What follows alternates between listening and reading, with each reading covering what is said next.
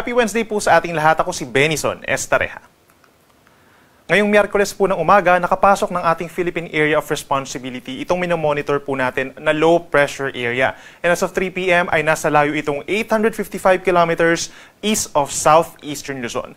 Base sa ating analysis, meron itong medium chance or katamtamang chance na maging isang ganap na tropical depression or mahinang bagyo sa loob ng 3 araw, specifically pagsapit po ng Friday or Saturday kung saan unti-unting lalapit ito dito sa kalupaan ng northern and central Luzon. Itong low pressure area nakapaloob po dun sa tinatawag natin na Intertropical Convergence Zone or ITCZ. May convergence or pagsasalubong ng hangin na nagmumula po sa may northern and southern hemispheres, and as a result, kapag nagkukumpulan po yung ating mga hangin, nagre-resulta yan sa mga kaulapan at malalakas na pag-ulan paminsan-minsan. Samantala, yung ating ITCZ nagpapaulan po sa malaking bahagi nga ng Western Visayas, Negros Island Region, Palawan, and Zamboanga Peninsula. Asahan din for the rest of Mindanao ang epekto ng ITCZ, pulupulong pag-ulan at mga thunderstorms simula ngayong hapon hanggang bukas ng madaling araw. Samantala, sa natitirang bahagi ng Luzon and Visayas, andyan pa rin ang easterlies o yung mainit na hangin galing sa may silangan. Merong mataas na tsansa ng pag-ulan dito po sa bahagi ng Kabikulan, sa amin dyan sa Quezon Province, maging sa Samar Island at sa Biliran Province. Kaya't mag-ingat sa mga minsan malalakas na ulan na nagdudulot ng pagbaha at pagguho ng lupa. At ang natitirang bahagi ng Luzon, kabilang ang Metro Manila, the rest of Visayas, partly cloudy to cloudy skies overnight. At may tsansa din po ng mga saglit na ulan at mga localized thunderstorms.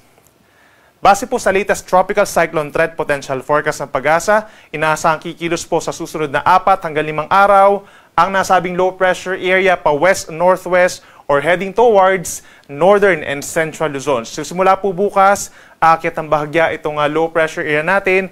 Kikilos nga pagsapit po bukas dito sa may northern portion ng Philippine Sea. Pagsapit ng Friday, posibleng tumawid dito po sa malaking bahagi ng northern and central Luzon. Then pagsapit ng Sabado and Linggo, nasa may West Philippine Sea na po ito. At pagsapit ng Sunday, lalabas ito ng ating Philippine Area of Responsibility going towards southern China. Base sa ating analysis nga, inuulit natin may katamtamang tsansa na ito ay maging isang mahinang bagyo or tropical depression. Kung sakasakali man po ay bibigyan natin ito ng pangalan na Isang o yung magiging pang-4 na po na bagyo for the month of August at pang-siyam naman for 2025.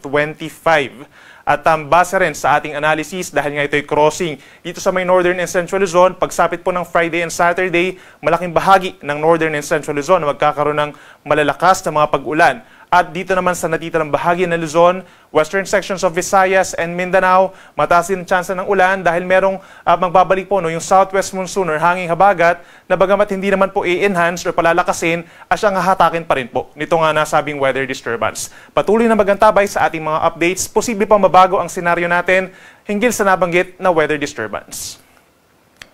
Bukas naman po, August 21, Ninoy Aquino Day or holiday po. Malaking bahagi pa rin ng Luzon na magkakaroon ng mga pag-ulan, particularly itong southern Luzon, Calabarzon, Metro Manila, lalawigan ng Aurora, Bicol Region, Mindoro Provinces, Romblon, and Marinduque dahil yan dun sa trough or outer portion itong low pressure area.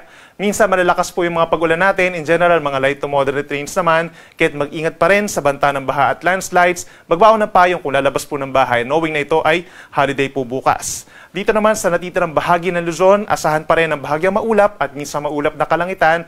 Umaga hanggang tanghali, may kainitan sa tanghali dahil sa easterlies. At sa dakong hapon hanggang sa gabi, mataas na rin po ang tsansa ng pag-ulan. Lalo na dito sa may bahagi po ng Cagayan Valley at southern portion ng Cordillera Region.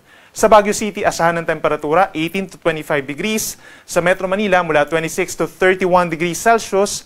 At mainit po sa may Tugigaraw bago umulan hanggang 34 degrees Celsius.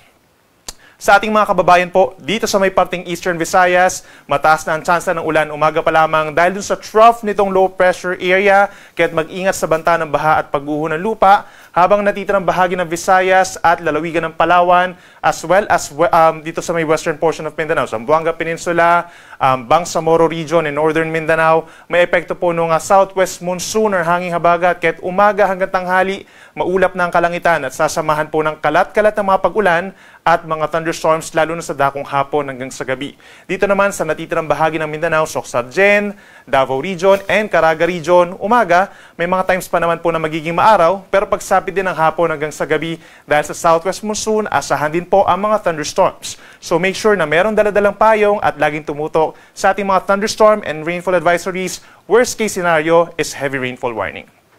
Dito naman po sa Puerto Princesa may kainitan pa rin, 26 to 32 degrees Celsius. Sa malaking bahagi ng Visayas, maximum na po yung 29 to 30 degrees. Habang dito sa may Mindanao, sa Zamboanga 24 to 31 degrees at mas mainit pa rin sa may Davao City hanggang 32 degrees Celsius.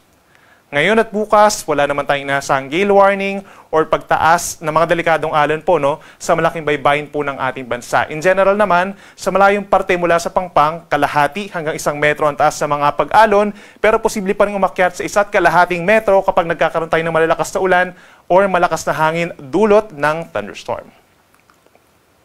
At para naman sa ating 3-day weather outlook, aasahan pa rin po natin, araw ng Friday, actually malaking bahagi po ng bansa magkakaroon ng mga pag-ulan. Ito nga yung time kung saan nasa may northern and central portions ng Luzon, ang low pressure air na possible nga na maging isang mahinang bagyo. So magiging maulan po doon, malalakas ang mga pag-ulan, kaya't mag-ingat sa banta ng baha at landslides. And for southern Luzon, kabilang ang Metro Manila, andyan po yung southwest monsoon or hanging habagat. Kaya't pinakamaulan sa may areas ng Calabarzon, Metro Manila, Mimaropa area, mag-ingat sa banta ng baha at pagguho ng lupa.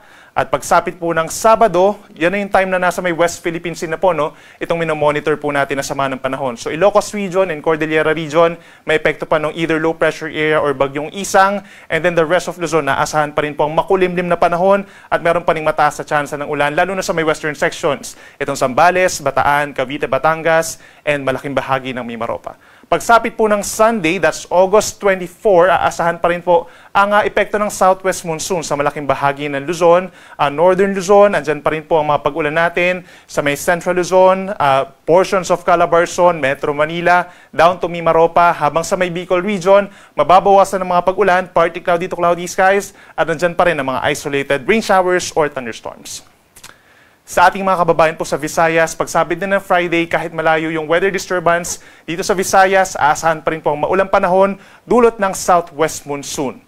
Pinakmang ulan po dito sa may Western Visayas and Negros Island Region, makulimlim, may kalamigan ng panahon. Aasahan din po yung paminsan-minsan mga malalakas sa ulan at mga thunderstorms. So mag-ingat sa mga pagbaha at pagguho ng lupa.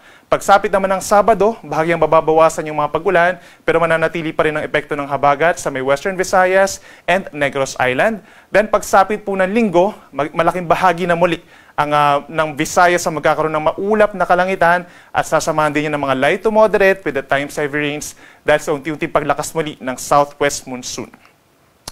Then sa bahagi po ng Mindanao, pagsapit po ng Friday, malaking bahagi pa rin ng Northern Mindanao, Zamboanga Peninsula, and Bangsamoro Region na magiging maulap at sasamahan din ng mga pag-ulan dulot ng habagat. Pagsapit ng Sabado, tanging dito na lamang po sa may Zamboanga Peninsula or sa Region 9 magkakaroon ng malalakas na mga pag-ulan dulot ng southwest monsoon. The rest of Mindanao, asahan ng partly cloudy to cloudy skies. May mga tsansa pa rin po ng mga saglit na ulan pero most of the time magiging maaraw naman lalo na sa may Caraga Region and Davao Region. Then pagsapit po ng Linggo, andyan na muli ang southwest monsoon na magdadala ng maulap na kalangitan sa malaking bahagi ng Mindanao lalo na sa may Zamboanga Peninsula, Northern Mindanao and Caraga Region na meron pa rin tsansa po ng mga light to moderate with the times heavy rains. Ang ating sunset ay mamayang 6:50 ng hapon at ang sunrise bukas is 5:43 ng umaga.